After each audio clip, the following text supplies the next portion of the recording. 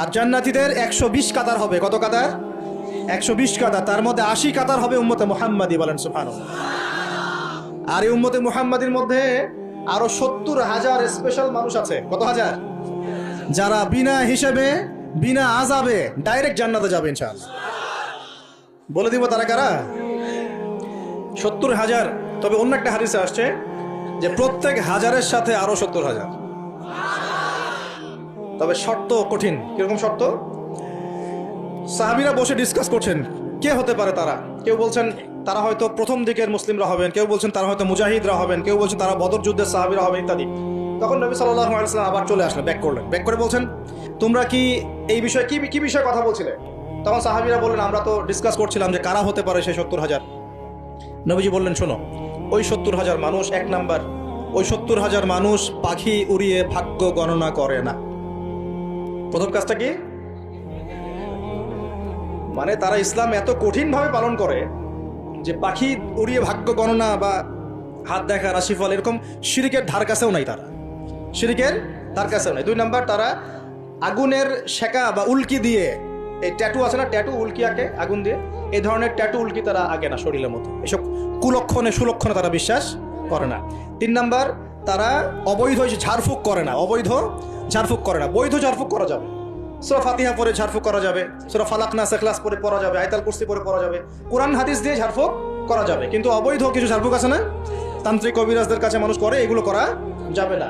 আর 4 number হচ্ছে তারা সর্বাবস্থায় এক আল্লাহর উপরে তাওয়াক্কুল করে, ভরসা করে, আল্লাহর প্রতি তাওয়াক্কুল করে। এরা হচ্ছে সেই 70,000 মানুষের মধ্যে থাকবে ইনশাআল্লাহ।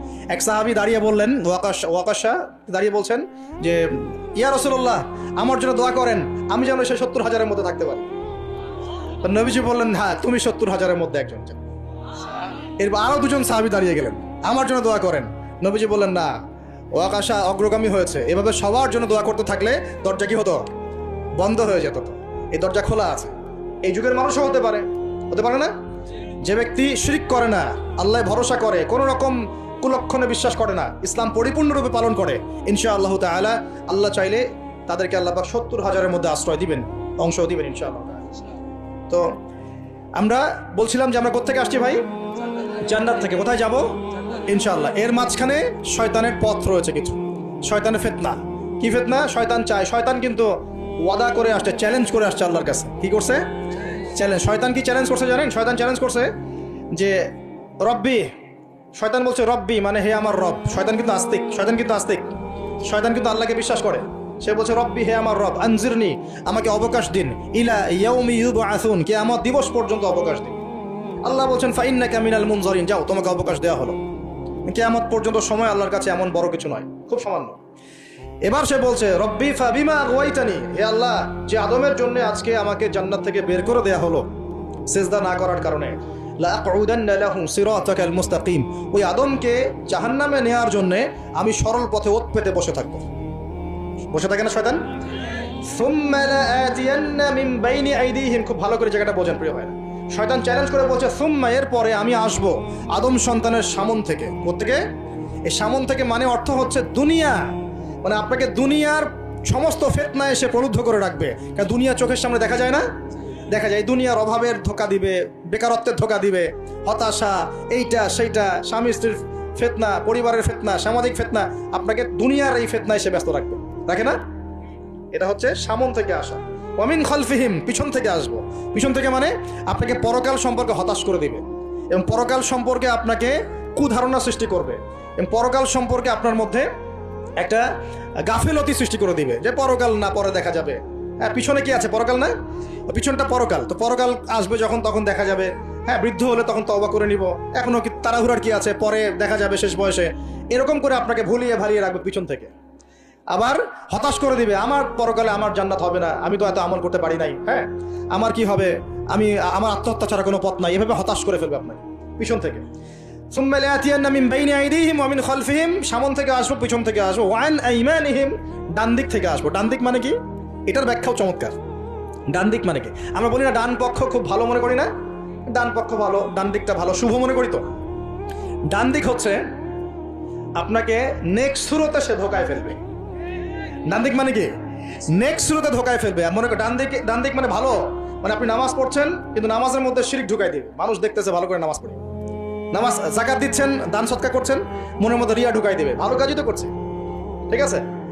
মানে হ্যাঁ, এটাও ঠিক, ওই যে হালাল প্রেমের দিকে উদ্বুদ্ধ করার চেষ্টা করবে, নেক্সট শুরুতে ধোকা, নেক্সট শুরুতে।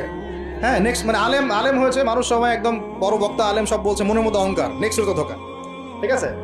বা মনে হচ্ছে যে এক ভাইয়ের গীবত তহমত সমালোচনা করাকে সে দিনের পথে সংগ্রাম মনে করছে, নেক্সট শুরুতে ধোকা। হ্যাঁ, এক ভাইয়ের সমালোচনা করা, গীবত করা, তার চরিত্র উদ্ধার করে ফেলা, এটাকে সে মনে করছে যে দিনের জন্যই করছে, ঠিক আছে। নেক্সট শুরুতে ধোকা, নেক্সট শুরুতে ডান দিক থেকে মানে কি নেক্সট শুরুতে আপনাকে ধোকায় ফেলে দিবে, ফেলছে না, ফেলছে। কিন্তু এটা কিন্তু ডেঞ্জারাস। এটা কাদের জন্য? এটা আবেদ মানুষদের জন্যই, যারা আল্লাহকে মানে, রাসূলকে মানে, চেষ্টা করে দিনের পথে চলার জন্য, এদেরকে সে ডান দিক থেকে আসবে আর কি। মানে আমাদের ক্ষেত্রে আল্লাহ পাক হেফাজত করুন বলি আমি। আর চতুর্থটা হলো ওয়ান শামাইলিহিম, ওদের বাম দিক থেকে আসবে। এটা কেমন? এটা হচ্ছে ফাসেক জালেম শ্রেণীর মানুষ যারা, তাদের সামনে মদ, জুয়া, জেনা সবকিছু উন্মুক্ত করে দিবে, এগুলোর পিছনে ছোট হয়। তো এইভাবে চতুর্দিক থেকে শয়তান আসবে এবং বলবে, আল্লাহকে বলেছে ওয়ালা তাজিদু আকসারহুম শাকিরিন, আল্লাহ আপনি বেশিরভাগ আদম সন্তানকেই শুকরগুজার পাবেন না। এটা কি বাস্তব না? এখন বেশিরভাগ মুসলিম নামাজ পড়ে না? পড়ে না। বেশিরভাগ মুসলিম যাকাত দেয় কি দেয় না? রমজান মাসে আসতে দেখবেন বেশিরভাগই অনেকেই রোজা রাখবে না, আছে না? রমজান মাসে মানুষ বেপরদায় চলছে না? রোজা রেখেও মানুষ মাপে কম দিবে না? নামাজ পড়ে ওষুধ খাচ্ছে না?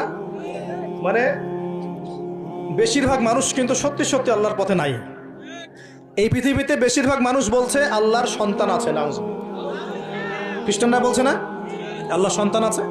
তো বেশিরভাগ মানুষকে আমি পথভ্রষ্ট করে ছাড়বো, শয়তান কিন্তু বলে গেছে, এবং সেটা কিন্তু বাস্তব হচ্ছেও। আল্লাহ পাক অন্য সূরায় বলেছেন ওয়াকালিলুম মিন ইবাদিয়াশ শাকুর, আমার শুকরগুজার বান্দা খুব কম হবে। কি হবে? কম হবে। হাদিসের মধ্যেও আসছে যে তোমরা ৭৩ দলে ভাগ হয়ে যাবে। কত দল? তার মধ্যে একটা মাত্র দল জান্নাতে যাবে। কয়টা দল?